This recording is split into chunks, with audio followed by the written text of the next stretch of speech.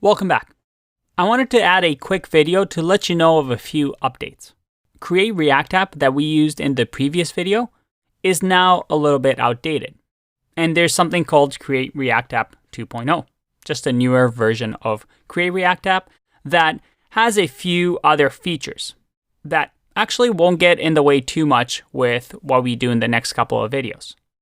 And if you want to read about it, you can read about the feature set. They're mostly advanced, so we don't need to worry too much about it.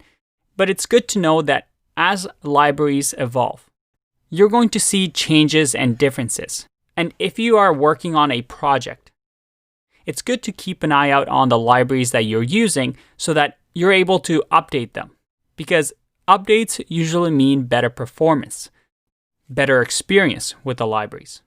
So it's always good to keep things updated if they make sense. And most of the times, people that create these are going to try really, really hard to make your experience and transitioning to that upgrade really easy. So let's have a look at Create React App 2.0. And one, show you how it looks, and two, to show you how to upgrade your app in case this happens in the future. First off, when we run Create React App, and we'll call this project New React, it's going to create a package for us. Nothing's changed, just like before. A nice, simple command that does everything for us so we can create our React project. There we go. Now, if we open this in Sublime,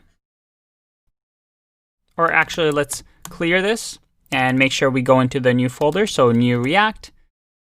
And if I open this in Sublime, everything is pretty much the same. There's a few minor changes that we don't need to worry about.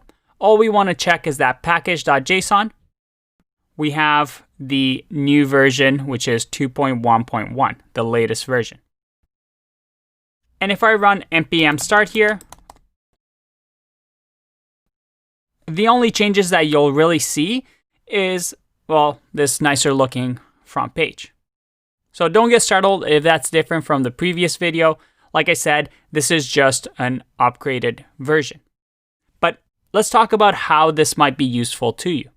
You see, in this project, we're going to be creating our RoboFriends app.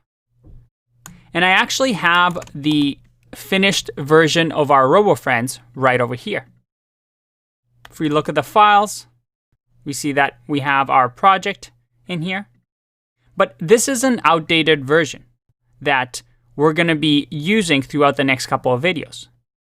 But let's say you're working at a company and the boss just told you, hey, this new Create React app just got published. It's a lot faster. It's more performant. It uses a lot of the upgraded tools. Can we upgrade it? What do you do?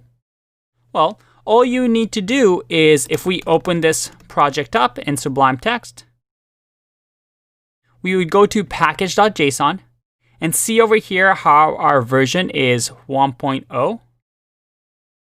And we know that the version, the newest version, is 2.1.1.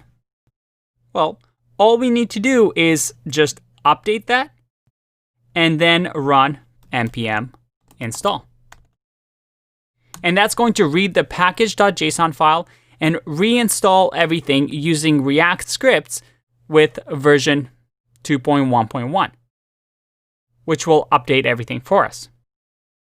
We now have the latest version of Create React app. And all we need to do to check that it's working is run npm start again.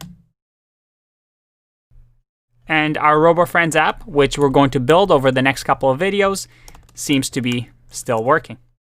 Very nice. And by the way, as a side note, you can update React to the newer versions as well if you want. If we go over here, we see that the latest React version is 16.6.1. So we could do the same here and update the library, but that's something that we don't really need to do now. Now, usually when you're working with large projects, this can get pretty tough. When we're updating libraries, we might have breaking changes that, as we update, might break our app. And if our app is really, really big, we might not even notice that these updates to a library is going to affect our app. Maybe we'll discover that bug 4 months from now after we've done the update. And that's something that you really want to be careful of and think about in your career as a developer.